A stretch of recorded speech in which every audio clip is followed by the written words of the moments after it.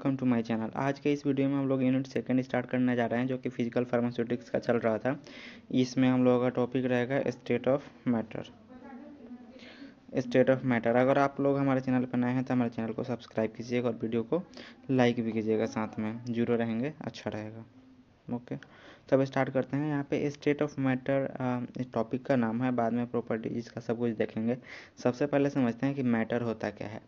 Matter मतलब यहाँ से डिनोट किया जाता है किसी भी सब्सटेंस को जो कि कुछ वेट ऑक्यूपाइड रखता है, मतलब कुछ वेट हो इस चीज़ में, थोड़ा सा स्पेस लेता हो। जैसे कि यहाँ पे कोई सब्सटेंस है, कोई पत्थर है ज़मीन पर, इसका एक वेट है, ये थोड़ा सा स्पेस लिया हुआ है, तो इस चीज़ को हम लोग मैटर बोल सकते हैं। ओके, तो इतना आप लोगों को समझ में आ रहा है कि मैटर क्या है। यहाँ पे डिफिनेशन देखिए, any substance which have some mass, थोड़ा सा वेट हो उसका कुछ, and which occupy some space, जो कुछ स्पेस रखता हो, ओके, इज कॉल्ड मैटर। अभी आप लोगों को ये समझ में आ गया। और समझते हैं स्टेट ऑफ मैटर। मैटर समझ में आ गया। स्टेट मतलब होता है कि उसका क्या क्या कंडीशन हो सकता है उस मैटर का। स्टेट इसका प्रॉपर्टीज भी हम लोग बोल सकते हैं। ओके, तो देखिए, on the basis of structure and function matter is exist in 3 state. जो हम लोगों का मैटर है वो हम लोगों का 3 स्टेज में अभी एग्जिस्ट करता है, सॉलिड, लिक्विड, गैस। ये बाद का बात है कि सॉलिड लिक्विड होता है, सॉलिड गैस होता है, लिक्विड गैस होता है, जो कि 4-5 टाइप का बना दिया जाता है। बट मेनली 3 ही टाइप के होते हैं जो हम लोग मैटर होते हैं। सॉलिड जो कि हम लोग को पत्थर टाइप दिखता है, लिक्विड जैसे कि हम लोग को वाटर हो गया, गैस जो कि वेपर टाइप जैसे जो हवा में उड़ता रहता है उस चीज़ को गैस बोलते हैं। ओके, तो कुछ डिफरेंस प्रॉपर्टीज होते हैं जिससे हम लोग इसको डिफ्रेंशिएट करते हैं सॉलिड, लिक्विड, गैस को। तो उससे हम लोग देख लेते हैं इसका क्या क्या प्रॉपर्टीज हो सकता है। शेप, जो हम लोग को सॉलिड होता है उसका एक फिक्स्ड शेप रहता है, जैसे ये हो गया, ये चार कोन है इसका, ये इसका फिक्स्ड शेप हो गया। ओके, वरना ये सर्कुलर टाइप रहेगा, फिक्स्ड शेप हो गया, वो सॉलिड कहलाता है। लिक्विड का कोई फिक्स नहीं रहता है। अब जैसे वाटर रखें, वाटर ये पूरा जमीन पर फैला हुआ है, इसका एक फिक्स्ड शेप नहीं हो सकता। गैस का तो होता ही नहीं है। वॉल्यूम, सॉलिड का फिक्स वॉल्यूम होता है, लिक्विड का भी फिक्स वॉल्यूम होता है। अगर हम एक गिलास पानी रखे हैं तो वो एक गिलास ही रहेगा, उसे चाहे टेढ़ा कर दें, कैसे भी रखें, नीचे बिग दें, वो एक गिलास ही हुआ। जबकि गैस का कोई भी वॉल्यूम फिक्स्ड नहीं होता है।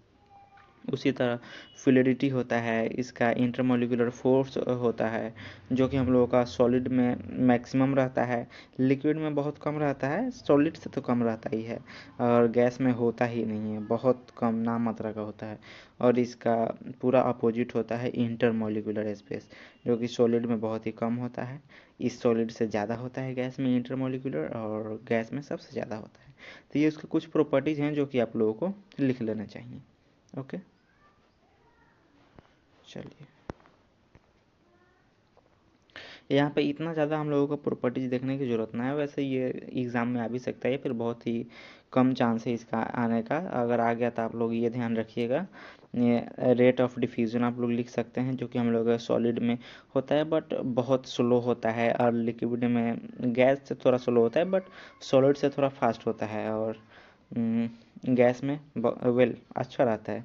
डेंसिटी मास डेंसिटी देख लीजिएगा, बहुत ही। अगर हम लोग सॉलिड का उस टाइम पढ़ रहे थे मैटर का डिफिनेशन, जैसे कि उसमें हम लोगों का जो कुछ मास रखता हो उसे हम लोग क्या बोलते हैं, सॉलिड बोलते हैं। तो वो उसमें तो रहेगा ज़्यादा, लिक्विड में कम रहेगा सॉलिड से, और इसमें लगभग नहीं रहेगा।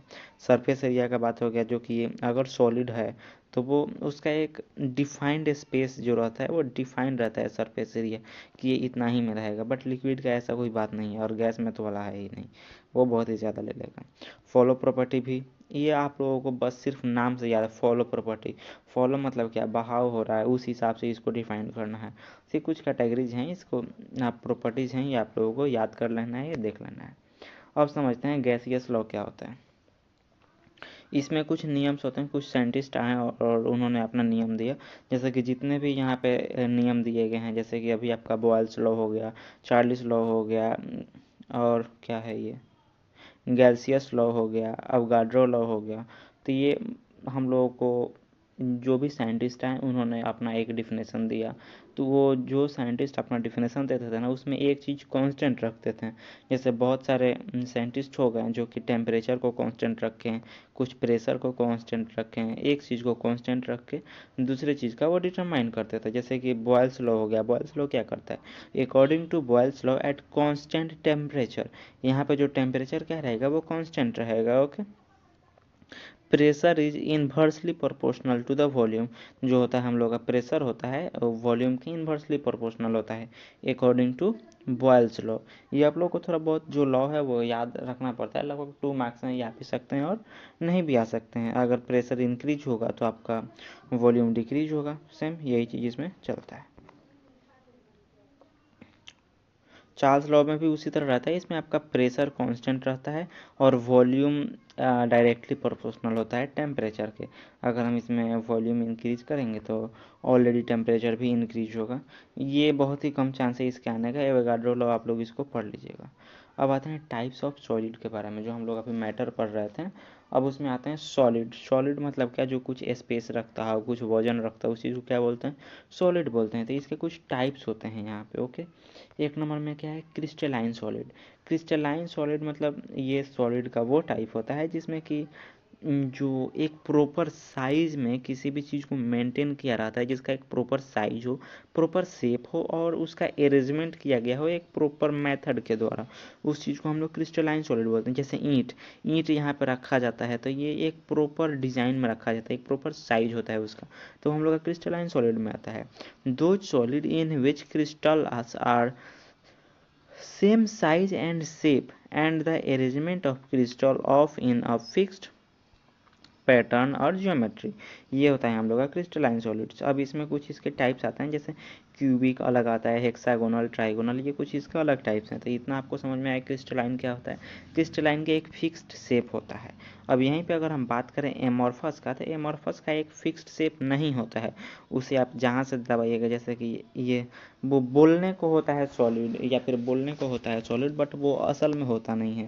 जैसे आप लोग रबर देखे होंगे, रबर दिखेगा, इसका एक फिक्स्ड शेप रहेगा, बट जैसे ही आप इसे दबाइएगा वो दब भी जाएगा, कहीं से मुड़िएगा मुड़ भी जाएगा, बट वो सॉलिड उस तरह से नहीं होता, बट एक टाइप होता है सॉलिड का, इसलिए वो एमॉर्फस सॉलिड कहलाता है। Those solid in which the size and shape are crystals are different and they are arrangement in random pattern और नॉन फिक्स्ड ज्योमेट्री, इसका ज्योमेट्री फिक्स नहीं होता है।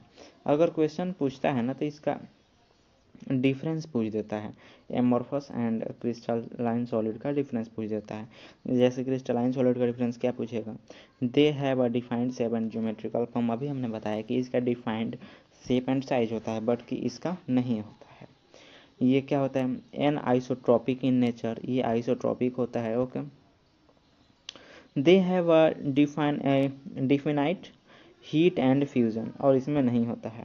मेल्टिंग पॉइंट इसका होता है, जब भी हम लोग बात करेंगे क्रिस्टलाइन सॉलिड के बारे में तो इतना ध्यान रखिएगा कि उसमें मेल्टिंग पॉइंट होता है, but in the case of amorphous solids they have no melting point.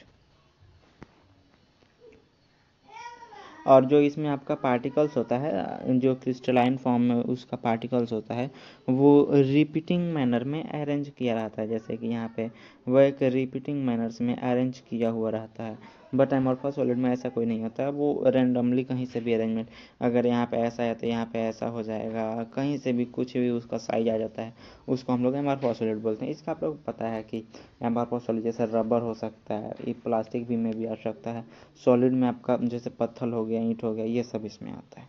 Okay, सो आज के लिए इतना ही, अब बाकी जो पढ़ेंगे वो नेक्स्ट वीडियो में पढ़ेंगे। ओके, आपको ये वीडियो कैसा लगा कमेंट बॉक्स में ज़रूर बताइएगा। अगर पसंद आए तो वीडियो को लाइक कीजिएगा और चैनल को